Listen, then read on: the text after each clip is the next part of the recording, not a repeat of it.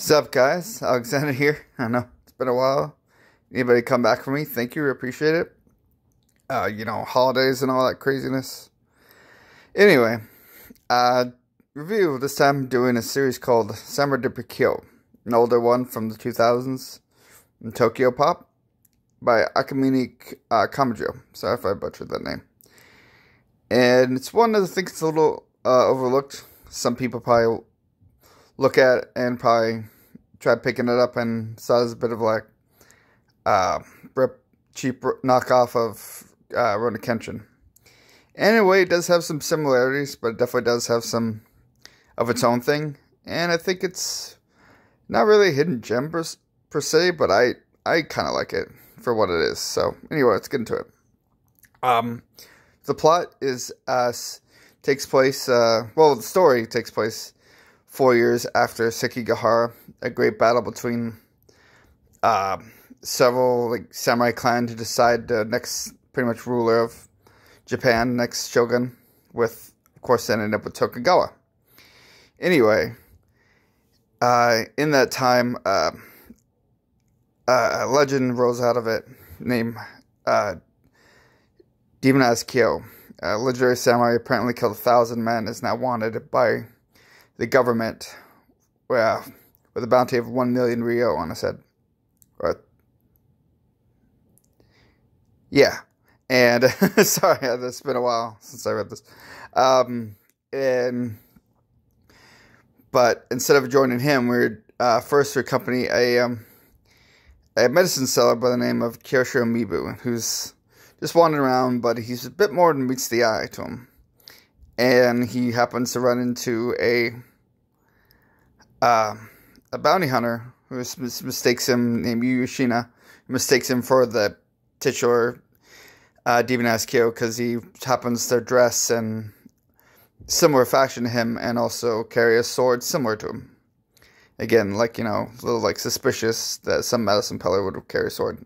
So, as we find out, there is actually, again, there's more to him than meets the eye. And that, in fact, Kyo is actually a soul is that in Kiyoshiro's body. And they're both on a journey to try to, become themselves. And Yuya, on her own journey, also to collect the bounty on Kyo's head, joins in to try to, claim the bounty. And more characters, both historical and fictitious, join in on the journey and adventure. And it becomes a lot more in-depth as it goes on. First, and that's that's basic plot. The art, actually, I think, is one of the best parts of this series. It could be a little, stiff looking at times, but some of the really cool scenes, big landscapes and detail of it can be pretty cool at times.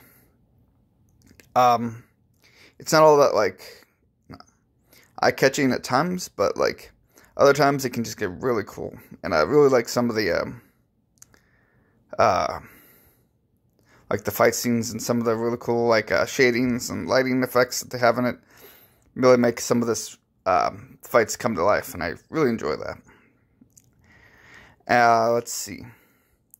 And again, themes for this series kind of isn't really much. There's a lot of finding oneself, and purpose in life, but one of the things that always keeps bringing up throughout the series is the weak preying on the strong, which Kyo himself is kind of like an anti-hero. Starts off more of as a villain, kind of helping only inconvenience to the plot, and becomes much more of an anti-hero as it goes on. But he believes in this whole thing of the weak are pretty strong, which another bunch of other characters echo as the series goes on.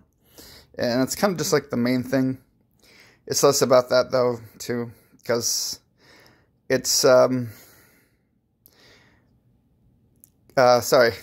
it's really, unfortunately, just caught up in a lot of it's. This is where I'm going to get to negatives. It's pretty basic. Other than that, a lot of the plot goes on for a while. This is a very long series and gets caught up in a lot of its detail and less about the character development. There is some character development. And, like, especially with Kyo, seems to change quite a bit from being very big and bold and brash to a lot more quiet and brooding. And I think I'm not quite sure, because I've only read up to volume 17 of 38 volumes, so I still have quite a while to go before I finish. But I kind of got a handle on the series and kind of have an idea where it might go. But, you know, for anybody that has read the finish this up, sorry, please, no spoilers. Yeah, I haven't really seen much change in many of them. Some a little bit, but not much. And, yeah, like, same thing with the character plot. You know, just a lot of, like, betrayals and things like that, and things that you've seen in other series. I think there's a lot of them. There's a lot of, like, different plot threads that they come up with and, like, hint at and set up, you know, a mystery for, like, how this is all going and who's connected to who and why and so on. There's a lot of those, and so far they just bring them up without really answering them. And there's another thing is, when this show starts off, there's quite a bit of blood and fan service and things like that and cussing. And it kind of made it stand out, at least for me, as more of an edgier version of Rurouni Kenshin. But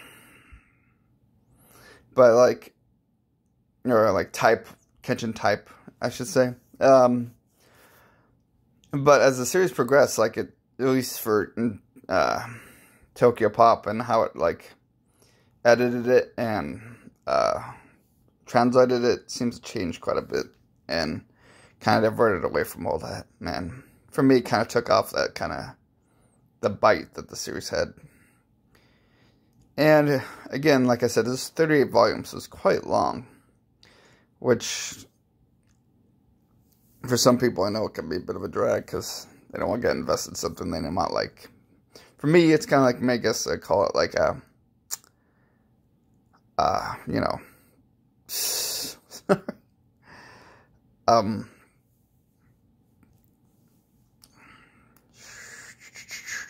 sorry, it's been a while. I'm really tired and it's later than I normally do this.